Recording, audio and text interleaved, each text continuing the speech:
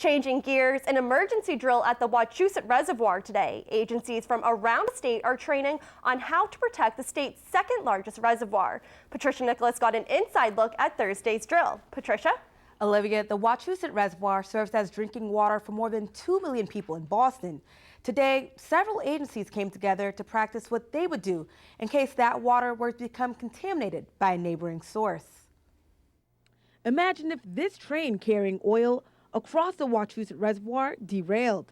It's a scenario agencies from across the state practiced on Thursday. Some crews put some peat moss into the Thomas Basin, which is here on the far western end of the reservoir, and watched how it moved and simulated movement of a contaminant across the reservoir. For the past 6 months, state and federal agencies have been planning what to do if the water were to become contaminated from a train derailment. The DCR's Jonathan Yo says the contaminant, which in this case was oil, would take anywhere between 1 to 3 weeks to travel to the intake. We always want to be prepared in case of an emergency.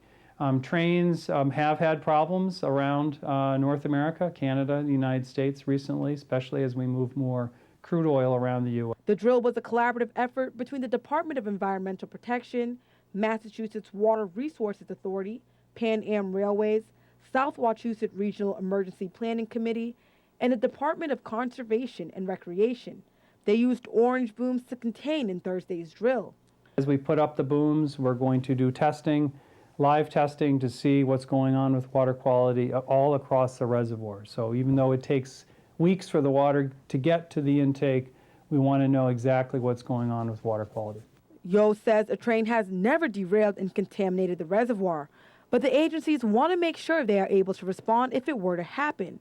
At the moment, there is one contaminant that they are dealing with and have been successful in responding to for the past 25 years. Well, actually, our biggest threat to the reservoir in terms of water quality is our gulls and bring bacteria near the intakes.